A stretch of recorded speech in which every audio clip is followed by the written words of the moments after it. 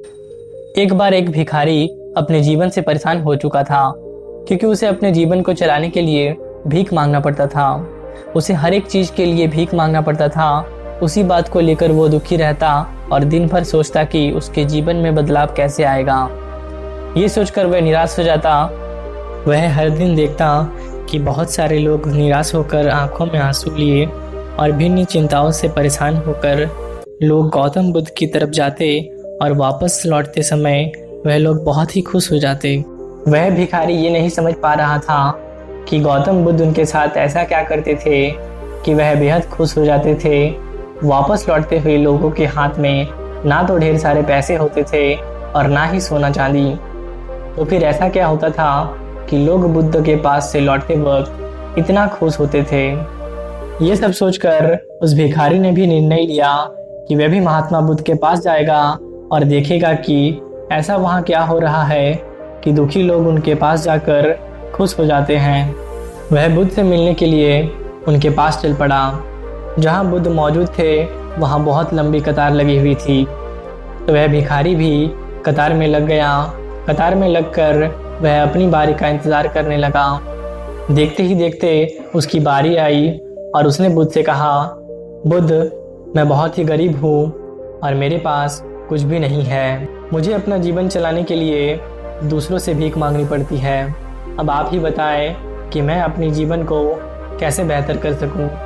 ये सब सुनकर बुद्ध ने कहा, तुम गरीब नहीं हो। तुम्हें ऐसा लगता है क्योंकि आज तक कभी तुमने किसी के लिए कुछ भी नहीं किया, ना ही तुमने कभी किसी को दान दिया, ना ही दूसरों के लिए कुछ किया।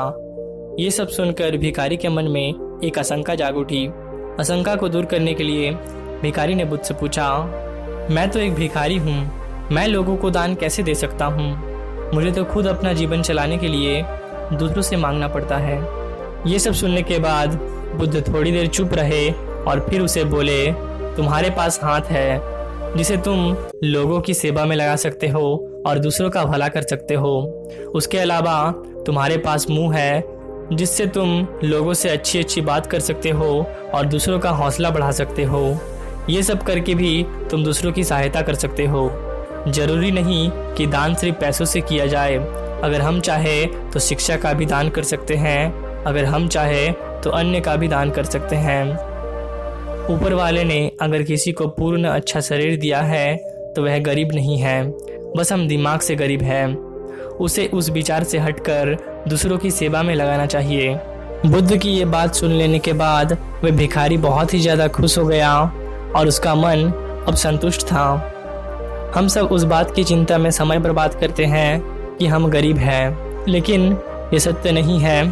सत्य तो ये है कि जब तक हमारा शरीर पूरी तरह से बेहतर है तो हम उसका उपयोग करके आगे बढ़ सकते हैं और खुद के जीवन को बेहतर बना सकते हैं। अगर कोई व्यक्ति सिर्फ अपनी गरीबी पर ध्यान दे और उसे बदलने की कोशिश ना करे तो वह मूर्ख है। उसके अलावा हमें इस कहानी से ये सीख मिलती है कि दान सिर्फ धन का नहीं, शिक्षा, भोजन और अच्छे विचारों का भी किया जा सकता है। अगर आपके पास धन नहीं है तो आप शिक्षा का दान कर सकते हैं या फिर आप दूसरों के लिए अच्छा विचारों का दान कर सकते हैं। इससे समाज बेहतर होता है।